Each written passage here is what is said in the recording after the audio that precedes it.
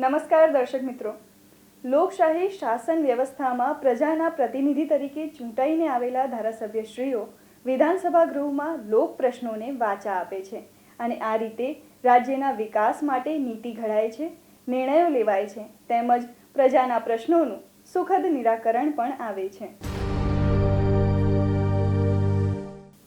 દર્શક મિત્રો, 15મી ગુજરાત વિધાનસભાના 5મા સત્રમાં આજના દિવસે હાથ ધરાયેલ મહત્વની કાર્યવાહીના સંકલિત અંશો લઈને અમે ઉપસ્થિત થયા છીએ લોકશાહીના ધબકારા કાર્યક્રમમાં. તો આવો નિહાળીએ લોકશાહીના ધબકારા. માનનીય અધ્યક્ષ શ્રી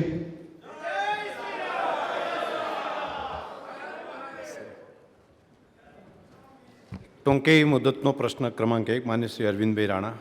માન્ય અધ્યક્ષ શ્રી, રાજ્યના યશસ્વી મુખ્યમંત્રી શ્રી ભૂપેન્દ્રભાઈ પટેલના માર્ગદર્શન હેઠળ રાજ્ય ગૃહમંત્રી શ્રી હર્ષભાઈ સંઘવી એ અમારા સુરતનું ગૌરવ છે.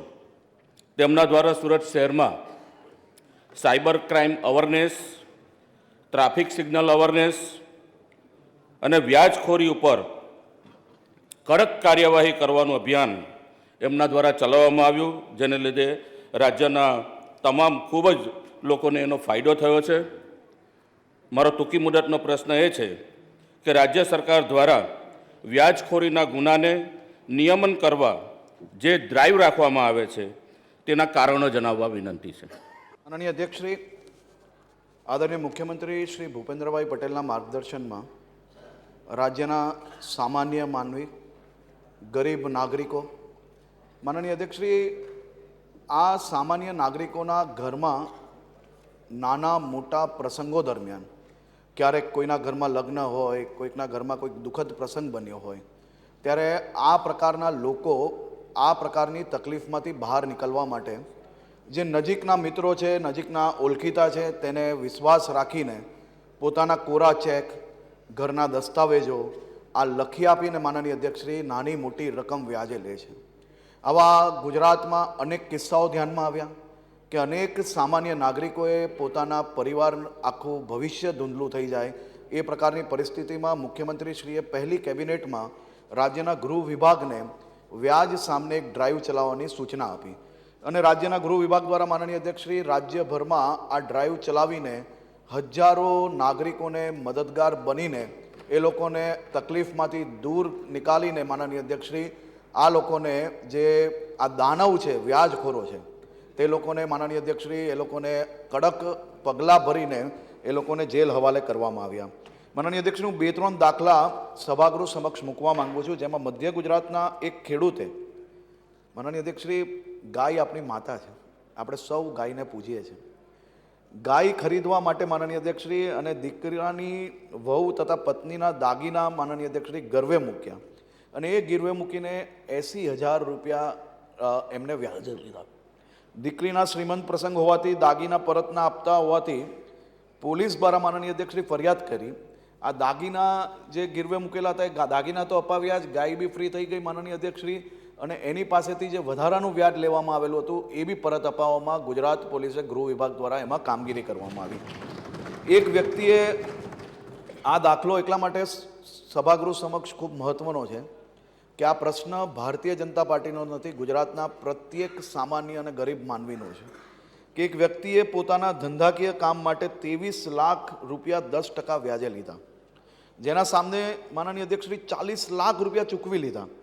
છતાંય વ્યાજખોરો દ્વારા એનો પાસપોર્ટ તથા પોતાની ગાડીના કાગળો પરત નહોતા આપતા. પાસપોર્ટ અને ગાડીના કાગળો તો અપાવ્યા જ, પરંતુ સામાન્ય અને વ્યવહારિક વ્યાજથી ઉપર જે વ્યાજ લીધેલું એ બી રકમ એને પાછું અપાવ્યું. એના પરિવારને જઈને પૂછશો ને તો જ ખબર પડશે કે આ પ્રશ્ન કેટલો મહત્ત્વનો છે અને કેટલા માનવીને આ પ્રશ્ન માનનીય અધ્યક્ષશ્રી લાગુ પડે છે. એક મધ્યમ વર્ગીય પિતાએ પોતાના દીકરાને વિદેશ મોકલવાનું સ્વપ્ન જોઈને દીકરાને વિદેશ ભણવા મોકલવા સારું 5% વ્યાજે લીધેલ રૂપિયા 3 લાખની સામે 6,60,000 રૂપિયા ચૂક્યા છતાં હેરાનગતિ થતી હતી અને એનોય પાસપોર્ટ લઈ લીધેલો હતો. પાસપોર્ટ બી પાછો અપાવ્યો, વધારાની રકમ બી પાછી અપાવી અને આદરણીય મુખ્યમંત્રી શ્રી દ્વારા વિવિધ જે યોજનાઓ લાવી છે એ યોજનામાંથી એને લોન બી અપાવી. એ છોકરો હમણાં માનનીય અધ્યક્ષ વિદેશમાં ભણી બી રહ્યો છે ને ભણીને પરત ફરીને આ દેશની સેવામાં જલ્દીથી પરત ફરશે. આ પ્રશ્ન ખૂબ મહત્ત્વનો છે. આ પ્રશ્ન ગુજરાતના લાખો પરિવારને લાગુ પડે છે અને હજારો પરિવારને એમાંથી આ યોજના થકી માનનીય અધ્યક્ષશ્રી વ્યાજમાંથી મુક્ત કરાવવામાં ગુજરાત સરકારને સફળતા મળી છે. સફળતા પૂરેપૂરી નથી મળી. હું સભાગૃહ સમક્ષ 100% માનું છું કે આ દૂષણ હજી બી 100% દૂર નથી થયું, પરંતુ એને દૂર કરવા માટે રાજનીતિથી દૂર રહીને ખરેખર સમાજને જો મદદગાર કરવા માંગતા હોઈએ તો વિસ્તારમાં આ પ્રકારના દાખલાઓ બી ક્યારેક મંત્રી હોય કે કોઈના સમક્ષ મૂકવા જોઈએ. માત્ર અધિકારીઓને રાજકીય ટીકા ટિપ્પણીઓની બદલે રાજ્યના જિલ્લાના જે પોલીસ વડાઓ છે તેને જો માહિતી આપશે તો જરૂરથી આ પ્રકારના સામાજિક લોકોને જરૂરથી મદદ મળશે. અને આ જે લોન મેળા થતા હતા ને માનનીય અધ્યક્ષશ્રી, એમાં કોઈ ભારતીય જનતા પાર્ટીના ચૂંટાયેલા પ્રતિનિધિ જ નહોતા જતા. એમાં બધા જ જે ચૂંટાયેલા પ્રતિનિધિઓ છે કોઈ બી પાર્ટીના હોય એને બધાને જ બોલાવવામાં આવતા હતા. ખરેખર આ અભિયાન એક ખૂબ મહત્ત્વનું છે. આ અભિયાન માત્ર 1 મહિનાનું અભિયાન નથી. આખા વર્ષ દરમિયાન આ પ્રકારના કોઈ બી કેસ કોઈના બી ધ્યાનમાં આવે તો તાત્કાલિક ધ્યાને મૂકવું જોઈએ, કારણ કે આપણા રાજ્યમાં એક બી વ્યક્તિ વ્યાજના દૂષણથી જો આત્મહત્યા કરે તો આપણા રાજ્ય માટે સારી વસ્તુ નથી. અને એ વિષયની સામે મુખ્યમંત્રીશ્રીએ અભિયાન નહીં પરંતુ લડાઈ હાથમાં લીધી છે અને એ લડાઈને અમે આગળ વધારી રહ્યા છીએ. માન્ય શ્રી મોહનભાઈ ડોડિયા. અધ્યક્ષશ્રી, આજે સન્માન્ય ગૃહમાં વ્યાજખોરીના વિરુદ્ધ કાનૂની કાર્યવાહીનો જ્યારે મુખ્ય પ્રશ્નોની ચર્ચા થતી હોય ત્યારે મારે મુદ્દો અને મક્કમ અમારા મુખ્યમંત્રી શ્રી ભૂપેન્દ્રભાઈ પટેલ સાહેબ અને નવયુવાન તરવરતા અમારા ગૃહમંત્રી શ્રી હર્ષભાઈ સંઘવી સાહેબને ખૂબ ખૂબ અભિનંદન આપવા છે. મારી જાણ મુજબ અમારા વિસ્તારની અંદર મંગળસૂત્ર પણ વ્યાજખોરોને મૂકવામાં આવ્યું હતું. એવા ગરીબ માણસોને વ્યાજના વ્યાજ ભરતા એમનું ઘરબાર પણ વેચાઈ ગઈ, જમીન પણ વેચાઈ ગયા. અને આ પ્રશ્નો જ્યારે ઉપાડવામાં આવ્યો ત્યારે અમારા વિસ્તારમાં એક સરાહનીય, આમ તો સમગ્ર ગુજરાતની જનતા માટે સરાહનીય પગલું કહેવાય. માન્ય મોહનભાઈ, આપ પ્રશ્નો પૂછી રહ્યા છો, પ્રશ્નો ઉપર આવી જાઓ. પ્રશ્ન પર જ આવું છું. માન્ય મંત્રીશ્રીએ જે વ્યાજખોરો વિરોધની ડ્રાઈવનો ઉલ્લેખ કરેલ છે તે અન્યવયે અગાઉ આવી ડ્રાઈવ યોજાયેલ હોય તો તેની માહિતી આપો. ગત વર્ષે બી મુખ્યમંત્રીશ્રીના માર્ગદર્શનમાં રાજ્યના ગૃહ વિભાગ દ્વારા વિવિધ પોલીસ સ્ટેશનો દ્વારા આ ડ્રાઈવ ચલાવવામાં આવેલી. કુલ 1481 ઈસમો વિરુદ્ધ કુલ 847 ગુનાઓ દાખલ કરવામાં આવેલા હતા. કુલ 1039 ઈસમોની અટકાયત કરવામાં આવેલ. કુલ 2389 લોક દરબાર 2023માં બી યોજવામાં આવેલા. કુલ 4189 અધિકારીઓ આ વિવિધ લોક દરબારોમાં હાજર રહેલા હતા. કુલ 1,29,488 પ્રજાજનો માનનીય અધ્યક્ષશ્રી આ લોક દરબારમાં હાજર રહેલા હતા. માનનીય અધ્યક્ષશ્રી, આદરણીય સભ્ય શ્રી મોહનભાઈ દ્વારા એક વિષય મૂકવામાં આવ્યો. મારે આજે આ સભાગૃહ સમક્ષ આ વિષય મને મૂકવો ખૂબ મહત્ત્વનો લાગે છે. માનનીય અધ્યક્ષશ્રી, આ વ્યાજખોરો વિરુદ્ધના ડ્રાઈવમાં મારા રાજ્યની હજારો માતાઓને જઈને પૂછવું જોઈએ કે એમનું આસ્થા સમાન મંગલસૂત્ર અપાવવામાં આ ડ્રાઈવ દ્વારા કેટલી મદદ મળી. માનનીય અધ્યક્ષશ્રી, એક માતા માટે, એક બહેન માટે એનું મંગલસૂત્ર એ સૌથી મોટું આસ્થાનું કેન્દ્ર હોય છે. અને એ આસ્થાનું કેન્દ્ર એ મંગલસૂત્ર આ દૂષણખોરો માનનીય અધ્યક્ષશ્રી એની મજબૂરીનો લાભ ઉઠાવીને મંગલસૂત્ર સીતે જમા કરી લેતા હતા. આવા હજારો માતાને કેસ વગર સામને ચાલીને આ દૂષણખોરો પોલીસના દરથી મંગલસૂત્ર તો પાછું આપી આવ્યા, પગે પડીને આશીર્વાદ લઈને આવ્યા. એ આ માનનીય અધ્યક્ષશ્રી અભિયાનનો સફળતા છે. માનનીય અધ્યક્ષશ્રી, માત્ર મંગલસૂત્ર નહીં, કોઈ બી પરિવાર માટે એક ઘર, પોતાનું ઘર, સપનાનું ઘર, એનું સપનું હોય છે. હજારો પરિવાર માનનીય અધ્યક્ષશ્રી એવા કે જેને વિશ્વાસમાં પોતાનું ઘર લખી આપ્યું, અને આ દૂષણખોરો દ્વારા માનનીય અધ્યક્ષશ્રી આવા ગરીબ સામાન્ય પરિવારના નાગરિકો જેને પોતાનું ઘર રાત દિવસ મહેનત કરીને બનાવ્યું હોય એવા લોકોના ઘર પર કબજો કરી લીધેલો હતો. અનેક લોકોનું, અનેક જિલ્લાઓમાં માનનીય અધ્યક્ષશ્રી, સુરત જિલ્લો હોય, નર્મદા છે, જુનાગઢ છે, આ દાખલા છે માનનીય અધ્યક્ષશ્રી કે એવા પરિવારને જેના પરિવારમાં આગળ પાછળ કોઈ નથી એવા લોકોને બી પોતાના ઘર પરત અપાવવામાં આ અભિયાન થકી સફળતા મળી છે, અને રાજ્યના હજારો પરિવારને આ અભિયાન થકી રાહત મળી છે. અને આ અભિયાન આ જ રીતે માનનીય અધ્યક્ષશ્રી આ વર્ષે બી ને આવનારા સમયમાં બી ચાલુ રહેશે. માન્ય સંજયભાઈ કોરડિયા. માનનીય અધ્યક્ષશ્રી, આ ગુજરાત રાજ્યના આદરણીય મુખ્યમંત્રી શ્રી ભૂપેન્દ્રભાઈ પટેલ અને આપણા સક્રિય ગૃહમંત્રી આદરણીય હર્ષભાઈ સંઘવીની વ્યાજખોરો વિરુદ્ધની જે કાર્યવાહી છે, આજે મોહનભાઈ કીધું કે ગૃહ અભિનંદન આપે છે, ગૃહ નહીં, આ રાજ્યની તમામ જનતા, માતા બહેનોના આશીર્વાદ છે કે આ મુખ્યમંત્રીશ્રી અને ગૃહમંત્રીશ્રી આ વ્યાજખોરો વિરુદ્ધની જે કાર્યવાહી કરી છે. મારો પ્રશ્ન હતો આદરણીય ગૃહમંત્રી, એટલે મેં સક્રિય કીધું કે એને ખબર પડી જાય છે કે મારા સભ્ય શું પૂછવાના છે. એ પ્રશ્નનો મારો જવાબ હતો કે કેટલીક લોક દરબારો યોજવામાં આવ્યા અને એમની સાથે કેટલા લોકો સામે કાર્યવાહી કરવામાં આવી, તો એ ગૃહમંત્રીએ જવાબ આપી દીધો છે. એમના જવાબમાં મારા પ્રશ્નનો જવાબ આવી ગયો છે. આભાર. માન્ય હેમંતભાઈ આહિર. અધ્યક્ષશ્રી, હું પણ ગૃહમંત્રીને અભિનંદન પાઠવું છું કે વ્યાજખોરો સામે એમણે જે ડ્રાઈવ ચલાવી એનાથી ગુજરાતની જનતાને ખરેખર ખૂબ મોટો ફાયદો થયો છે.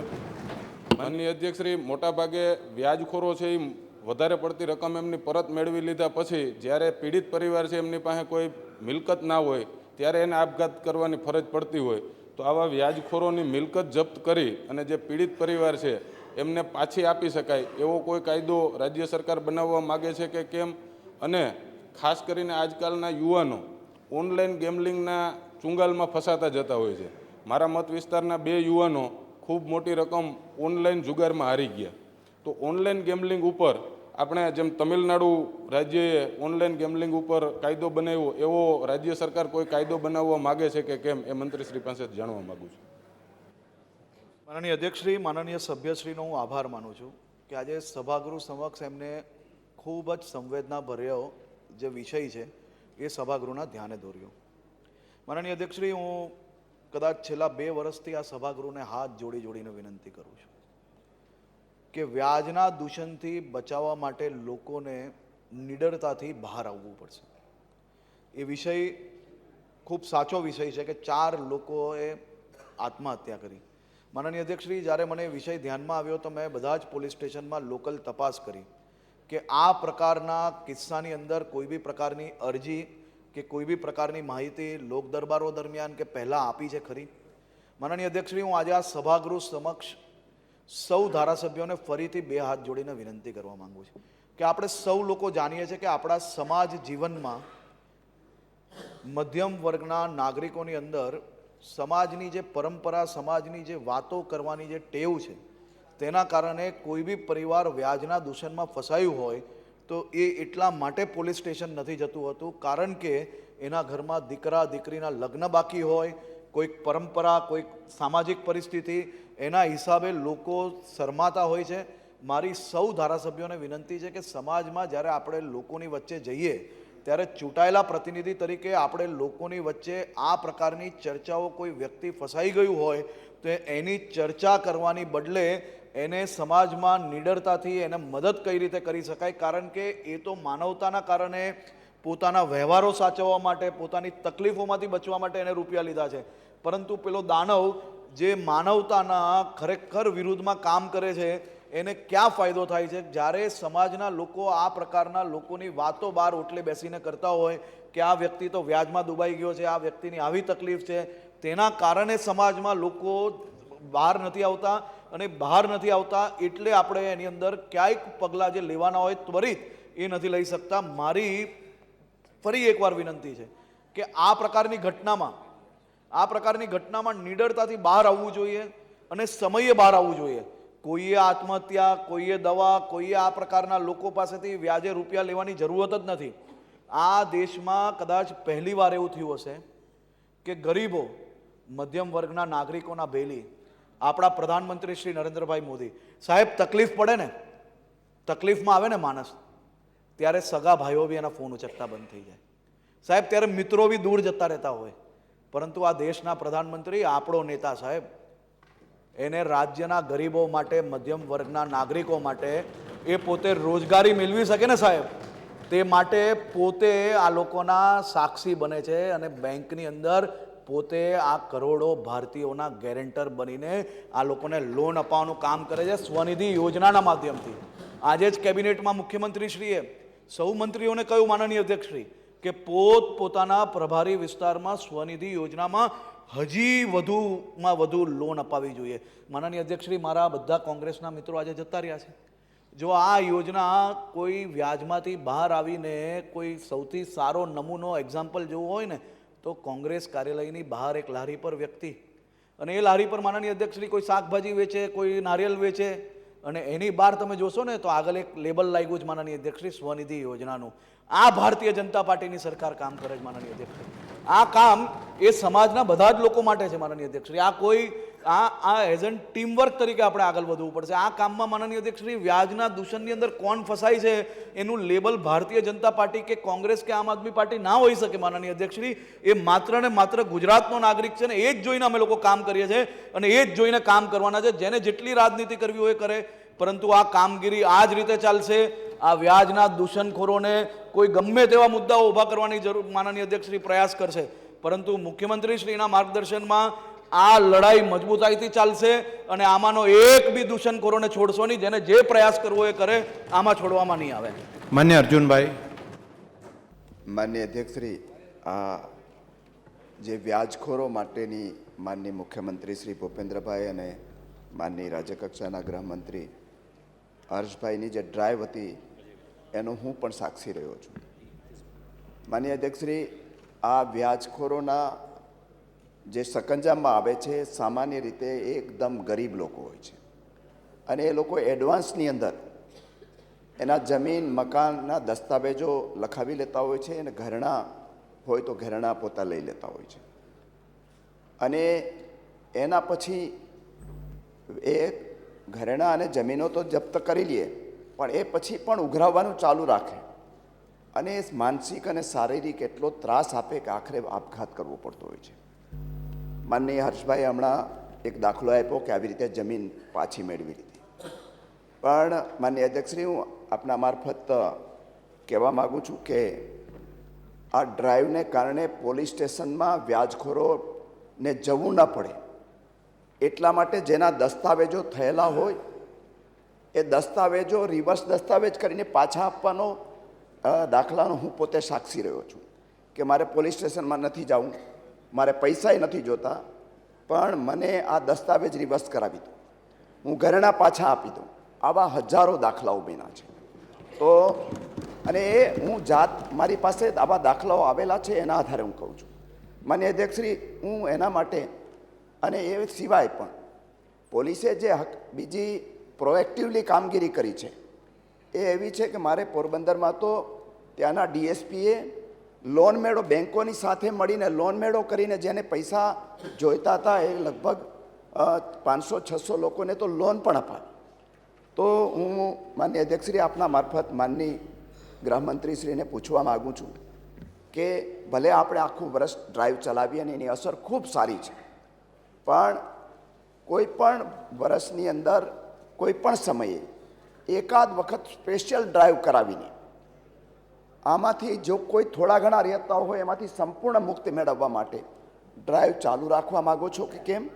અને બીજું, કારણ કે આ લાલચુ લોકોને થોડુંક દબાણ ઓછું થાય એટલે ફરી પાછું આવવાની ઈચ્છા થતી હોય છે. બીજું, જે રીતે અમુક પોલીસ અધિકારીઓએ આ લોન મેળા કર્યા હતા બેંકો સાથે મળીને એકબીજાનો કોન્ફિડન્સ વધારીને, એવા લોન મેળાનું આયોજન કરીને લોકોને જે કાયદેસરની લોન મેળવવાની ચેનલ છે એમાં દાખલ કરાવવા માગો છો કે કેમ?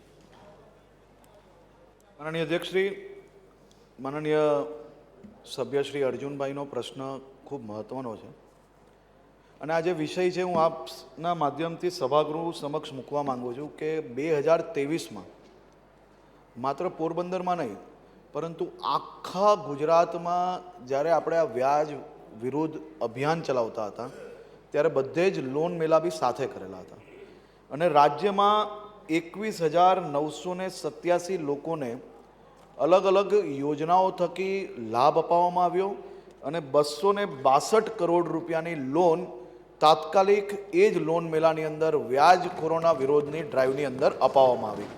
માનનીય અધ્યક્ષશ્રી, એની સાથે સાથે પ્રધાનમંત્રી મુદ્રા યોજનાના માધ્યમથી લાભ અપાવવામાં આવ્યો. વાજપાઈ બેન્કેબલ લોન યોજનાથી, પીએમ સ્વનિધિ યોજનાથી, કિસાન સાથી યોજનાથી, પર્સનલ લોન યોજનાથી, મુખ્યમંત્રી મહિલા ઉત્કર્ષ યોજનાથી, વડાપ્રધાન રોજગાર નિર્માણ કાર્યક્રમથી, દંતોપંત ખેગડી કારીગર વ્યાજ સહાય યોજનાથી, જ્યોતિ ગ્રામ ઉદ્યોગ વિકાસ યોજનાથી, માનવ કલ્યાણ યોજનાથી, ઔદ્યોગિક સહકારી મંડળીની પેકેજ યોજના હેઠળ અને આવી અનેક યોજનાઓ થકી લોકોને લાભ અપાવવામાં આવ્યો.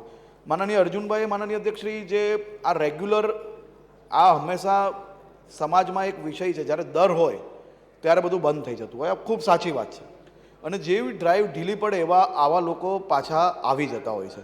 આવા કિસ્સાઓ જે 2023ની અંદર થયેલા હતા એ કિસ્સાની અંદર અમને આ વિષય ધ્યાનમાં જરૂરથી આવ્યો અને એની અંદર માનનીય અધ્યક્ષશ્રી વચ્ચે જ્યારે મુખ્યમંત્રીશ્રીએ રિવ્યૂ બેઠક લીધેલી હતી ત્યારે અનેક કિસ્સાઓ એવા આવ્યા કે એ કિસ્સાને ધ્યાનમાં રાખીને મુખ્યમંત્રીશ્રીએ સૂચના આપી કે ચાહે આ વિષયની અંદર પોલીસ જોડાયેલી હોય, કોઈ બી રાજકીય વ્યક્તિ હોય, કોઈ બી મીડિયાના વ્યક્તિ હોય, કોઈ બી રિસોર્સફુલ વ્યક્તિ હોય, આ બધા જ લોકો પર હજી વધુ કડક પગલાં કઈ રીતે ભરી શકીએ અને એના પછી માનનીય અધ્યક્ષશ્રી માત્ર આપણા રાજ્યમાં નહીં પરંતુ દેશમાં ગુજરાત પહેલું રાજ્ય છે જ્યાં વ્યાજખોરોની સામે પાસા દાખલ કરવામાં આવ્યા. હમણાં જ ગયા અઠવાડિયે સુરત શહેરમાં 10 લોકો પર 10 વ્યાજખોરો ખિલાફ માનનીય અધ્યક્ષશ્રી પાસા દાખલ કરવામાં આવ્યા કારણ કે આ લોકો પર કડકમાં કડક કાર્યવાહી થાય તો જ ભવિષ્યની અંદર દર થાય અને એ દિશાની અંદર જ અમે આગળ વધી રહ્યા છે. હવે આ ડ્રાઈવની સામે ડ્રાઈવ પતી જાય પછી માનનીય અધ્યક્ષશ્રી વ્યાજની જે અરજી આવે છે તો એ અરજી પોલીસ સ્ટેશનોમાં જ કોઈ વ્યક્તિની પાસે પડી રહે, કોઈ અધિકારી પાસે પડી રહે, એ ના પડી રહે તે માટે આખી અમે લોકો એક સિસ્ટમ બનાવી છે. સિસ્ટમ હવેથી અમે લોકો લાગુ પાડીએ છીએ કે વ્યાજખોરો વિરુદ્ધ કોઈ બી અરજી આવી હોય તો એ અરજી કયા લેવલ સુધી જવી જોઈએ અને એ લેવલ સુધી કેટલા દિવસની અંદર એ અરજી ક્લિયર થવી જોઈએ. આની સાથે સાથે એક સામાજિક દૂષણ બીજું બી આવ્યું છે. દરેક વ્યક્તિ, માનનીય અધ્યક્ષશ્રી, આપણા સમાજ જીવનની અંદર એક પરંપરા રહી છે. નાની મોટી તકલીફમાં એકબીજાને મદદ બી કરતા હોય છે લોકો, પરંતુ દરેક વ્યક્તિ દરેક વસ્તુની અંદર એવું નથી હોતું કે રૂપિયા લેનાર જ ભોગ બન્યો હોય. ઘણીવાર એવા બી કિસ્સા ધ્યાનમાં આપ્યું છે કે કોઈએ મદદ કરી હોય, કોઈએ સામાજિક ચિંતા કરીને કોઈને મદદ કરી હોય અને રૂપિયા આપનાર વ્યક્તિ બી ભોગ બને છે. એટલે અધિકારીઓએ, માનનીય અધ્યક્ષશ્રી, આપણે એ બી ચિંતા કરી છે કે સમાજની અંદરથી લોકો એકબીજા પર વિશ્વાસ કરતા બંધ થઈ જાય ને એ પ્રકારની ડ્રાઈવ આપણે નથી ચલાવી. આ પ્રકારની સમાજ જીવનની જે વ્યવસ્થાઓ છે એને બચાવી રાખતા માત્ર ને માત્ર જે દૂષિત લોકો છે એની ઉપર જ કાર્યવાહી થાય તેની બી ચિંતા કરવામાં આવી રહી છે. માન્ય ઉમેશભાઈ મકવાણા. માન્ય અધ્યક્ષશ્રી, આપનામાંથી ગૃહમંત્રીને વિનંતી કરું છું કે ભાઈ ફરી વખત એકને એક વ્યક્તિ ઉપર આવા વ્યાજખોરોના જો 2 થી 3 વખત ગુના થાય તો એના માટે કાંઈ સ્પેશિયલ કાર્યવાહી કરવા માગો છો કે કેમ? અને અથવા એને જે મોટા ભાગના વ્યાજખોરો હોય એની પાસે લાયસન્સ ધારકો પિસ્તોલ રિવોલ્વર હોય છે તો એના હથિયારો રદ કરવા માગો છો કે કેમ? હથિયારો તો તમારા ત્યાં ઘણા લોકોના રદ થવાના જ છે અને અમે ડ્રાઈવ ચલાવી જ રહ્યા છીએ. માનનીય અધ્યક્ષશ્રી, કદાચ રાજ્યના દેશના ઇતિહાસમાં સૌથી ઓછા હથિયાર લાયસન્સ 2 વર્ષની અંદર ગૃહમાંથી કદાચ ડબલ આંકડામાં બી માનનીય અધ્યક્ષશ્રી હથિયારના લાયસન્સ આપવામાં આવ્યા નથી અને આ પ્રકારના લોકો પાસે હથિયાર ના જ હોવું જોઈએ. અને તમારો વિષય ખૂબ સાચો છે અને આ વિષય પર સંપૂર્ણ રીતે અમે લોકો ચિંતા બી કરશો અને એની ઉપર એક્શન બી લેશો. તમારા ધ્યાનમાં કોઈ વિષય હોય તો એ પર્ટિક્યુલર વિષયો બી મને આપજો, હું તાત્કાલિક એક્શન લેવડાવીને એની ઉપર જે ખૂટતી કાર્યવાહી છે એ કરાવશું. પ્રશ્ન ક્રમાંક 2, માન્ય શ્રી જયંતિભાઈ પટેલ. સાહેબ, આપણા માધ્યમથી હું ઉચ્ચ શિક્ષણ મંત્રીને પૂછવા માગું છું કે છેલ્લા 31/7/2024 સુધી કોલેજમાં અભ્યાસ કરતા વિદ્યાર્થીઓનો જો અકસ્માતે મૃત્યુ થાય તો સરકાર કેટલી સહાય ચૂકવે છે અને છેલ્લા 2 વર્ષમાં આ યોજના હેઠળ કેટલી સહાય ચૂકવવામાં આવી? માનનીય અધ્યક્ષ મહોદય, વિદ્યાર્થી કોલેજની અંદર દાખલ થાય ને આશરે 5 થી 6 લાખ વિદ્યાર્થીઓને આ વીમા યોજનાની અંદર 2000ની અંદર આવરી લેવામાં આવ્યા હતા. માનનીય અધ્યક્ષ મહોદય, આ યોજનાનું નામ છે શહીદ વીર કિનારીવાલા વિદ્યાર્થી સુરક્ષા જૂથ વીમા યોજના. ગૃહને હું એક માહિતી સાથે સાથે આપી દઉં કે શહીદ વીર કિનારીવાલા વિદ્યાર્થી જૂથ વીમા યોજના એટલા માટે નામ આપવામાં આવ્યું કે આઝાદીની ચળવળની અંદર આ યુવાન વીર કિનારીવાલા જ્યારે શહીદ થયા હતા અને એની યાદની અંદર આ યોજનાનું નામ આપવામાં આવ્યું છે.